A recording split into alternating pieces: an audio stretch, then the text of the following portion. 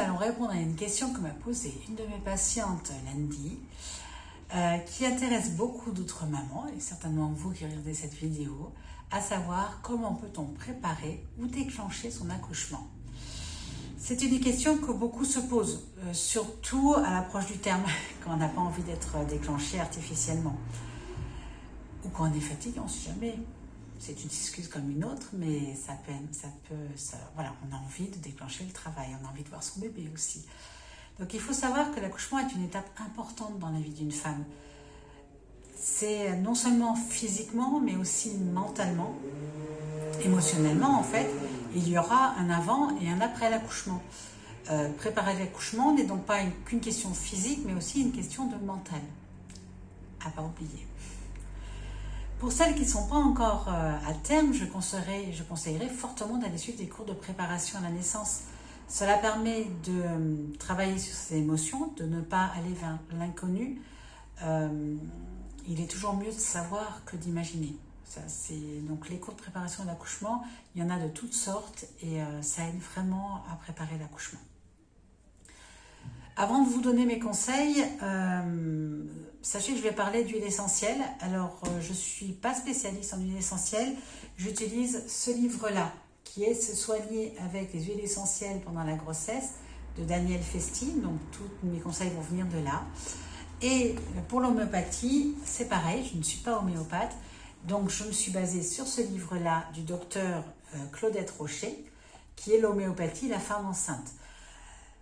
Je vais vous donner quelques huiles essentielles, quelques granulés d'homéopathie dans cette vidéo, mais il est toujours conseillé de demander l'avis de son médecin ou de sa sage-femme avant de prendre quoi que ce soit quand on est enceinte, même si ça paraît naturel. Au moins pour ne pas faire de bêtises selon vos antécédents, etc. Donc ce que je donne dans cette vidéo ne sont que des indications. Je vous conseille fortement d'aller voir votre médecin ou votre sage-femme avant de prendre quoi que ce soit. Comment est-ce qu'on va préparer son corps? Eh bien, on va préparer son corps, déjà dès qu'on arrive à terme, il ne faut pas hésiter à bouger, à marcher, à faire le ménage, c'est moins drôle, mais danser, danser c'est plus sympa, parce que ça fait bouger le bassin, et donc du coup en bougeant le bassin, ça aide bébé à descendre. Donc rappelez-vous, pour qu'un bébé descende dans un bassin, lui il faudra qu'il bouge, mais il faut aussi que le bassin bouge. Donc, bouger, c'est une très bonne façon de préparer la naissance. Vous pouvez aussi bouger sur un ballon de gymnastique, les gros ballons sur lesquels on s'assoit. Alors, j'ai des notes aujourd'hui, vous me direz si vous préférez quand je fais avec des notes ou sans notes, est-ce que c'est plus brouillon ou pas, parce que je vois que quand je baisse les yeux, en fait, je vais aller chercher les petits points dont je voulais vous parler, que j'ai mis en note. C'est juste ça. Donc, je disais, le ballon, on peut bouger, c'est évidemment plus facilement que sur une chaise ou autre part. Donc, un ballon, c'est très bien. On peut aussi se tenir au rebord d'une fenêtre et s'accroupir, les pieds bien à plat. Ça ouvre bien le bassin et ça aide aussi bébé à descendre. Vers 38 semaines, vous pouvez vous accroupir 5 minutes par jour. Ça va déjà faire agrandir le passage et le faire passer. Enfin, agrandir le passage, ouvrir le bassin et aider bébé à descendre. Une chose très agréable, c'est les câlins. Les câlins, c'est chouette. Le coït, qu'est-ce qu'il a? Le coït, il va, même de façon naturelle, sans être enceinte, provoquer des contractions utérines. Et là, votre utérus, il fait 33 cm, 32 cm en fin de grossesse. Donc, ce n'est pas des contractions douloureuses, mais votre corps peut très bien comprendre que c'est le moment et enchaîner sur des contractions de travail. Il faut avouer que ça ne marche pas souvent, mais que si votre corps est prêt, ça peut être un début.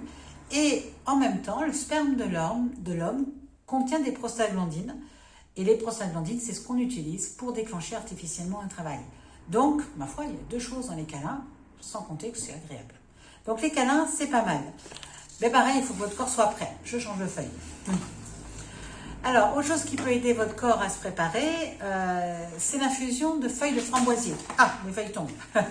C'est l'infusion des feuilles de framboisier. Pourquoi? Parce que la feuille de framboisier va agir sur l'hypophyse. L'hypophyse qui se trouve dans le cerveau. Au moment de l'accouchement, on va libérer l'ocytocine. L'ocytocine, c'est la... Je ne sais jamais où regarder, je suis vraiment embêtée. Mais l'ocytocine, désolée, l'ocytocine, c'est l'hormone de l'accouchement. Donc, vous pouvez préparer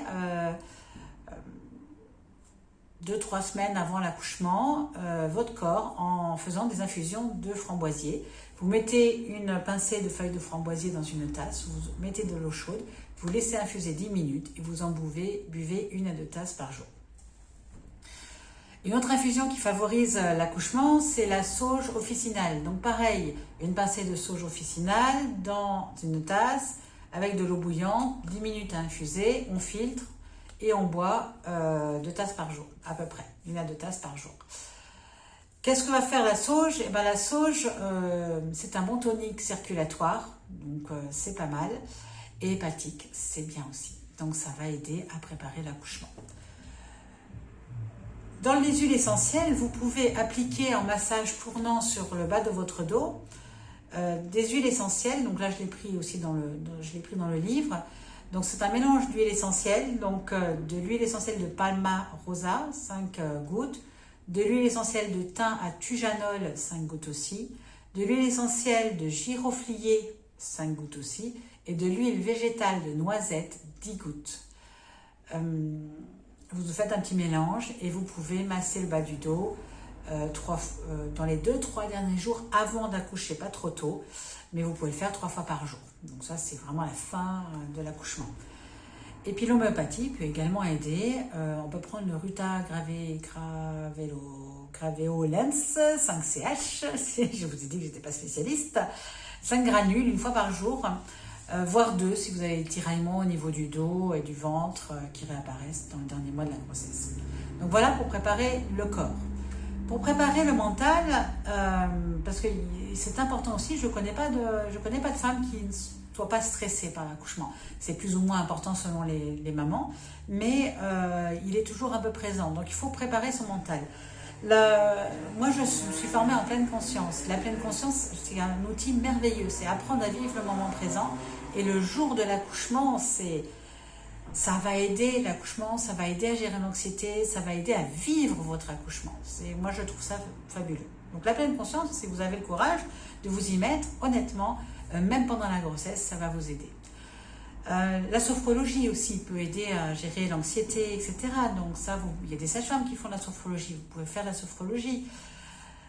Les câlins, de nouveau, les câlins, ça libère aussi des endorphines, donc ça relaxe, on se sent bien. Donc pour gérer le mental, les câlins aussi, ils sont bien ces câlins. Sauf si c'est interdit par votre médecin, mais sinon vous pouvez faire des câlins jusqu'à la fin de la grossesse. À la fin de la grossesse, ça a des avantages. Dans les infusions, vous pouvez aussi prendre de la verveine officinale et de la camomille à part égale. Vous mettez une pincée de ce mélange dans une tasse, ou pareil, vous recouvrez d'eau bouillante, vous laissez infuser 10 minutes, vous filtrez et vous buvez 1 à 2 tasses par jour. La verveine, c'est ce qui permet de positiver, et la camomille de se détendre. Donc ça, c'est chouette. En homéopathie, on peut trouver l'Actea racemosa, 15 CH, 5 granules 2 fois par jour. Donc pendant le dernier mois de la grossesse. Ou du gel sénium complexe numéro 70, 20 gouttes 3 fois par jour,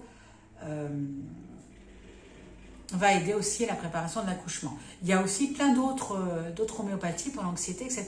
Donc là, je vous conseille plutôt d'aller voir un spécialiste. Et comme toujours, vous êtes enceinte, ne prenez pas n'importe quoi. Donc, mais ça, c'est des choses en homéopathie qui préparent l'accouchement. La phytothérapie aussi. Pendant une époque, on donnait beaucoup de phytose. La spasmine ou le lénicalm, donc 2 à 6 comprimés par jour, de l'un ou de l'autre, pas tous, voilà, un des 3. Mais là aussi, demandez conseil à votre médecin et à votre sage-femme avant de prendre quoi que ce soit. Ce ne sont que des indications que je dis là. Je ne vous connais pas, je ne connais pas vos antécédents, je ne connais pas vos allergies, donc on fait toujours très attention à tout ça. Dernière page, j'allais dire, mon dernier petit truc, vous pouvez respirer en huile essentielle également du laurier noble, de la sauge sclarée, je crois, de l'huile essentielle de rose, de l'huile essentielle de jasmin. Vous choisissez 1 ou 2 gouttes de ces huiles essentielles, 1 ou 2 de ces huiles essentielles, vous appliquez au niveau des poignets, la face interne, et vous respirez calmement et longuement, et ça vous aidera également pendant le travail et à préparer l'accouchement. Voilà pour cette première vidéo qui est un peu plus longue, enfin pas première vidéo, mais première vidéo sur comment déclencher le travail, qui est un peu plus longue que d'habitude, donc je vais la faire en 2 parties. Là, on arrive aux 10 minutes. D'habitude, j'essaye de m'arrêter à 6. Je suis désolée, j'ai une équipe cote. Donc, comment préparer, déclencher son travail de façon douce. La semaine prochaine, on continuera donc avec d'autres méthodes. Je le rappelle, afin que cette chaîne puisse sortir dans les moteurs de recherche, pour l'instant, elle n'est pas connue, donc quand je vous donne à mes patientes, donc quand je vous donne la chaîne, on ne la trouve pas facilement. Vous pouvez toujours chercher mon nom sur Facebook, Hélène Blanc, et vous trouverez un lien sur la vidéo. Mais pour faire remonter donc, dans le moteur de recherche la chaîne, n'hésitez pas à laisser un commentaire en bas. Les commentaires sont super importants. Vous pouvez également me donner un thème sur lequel vous voulez que je m'exprime. À mettre un petit pouce bleu, à vous abonner, et tout ça va faire remonter la chaîne et on la trouvera plus facilement. Ça sera plus sympathique et ça m'aidera. Je vous souhaite une bonne journée et on se retrouve la semaine prochaine donc pour la suite. À bientôt. Au revoir.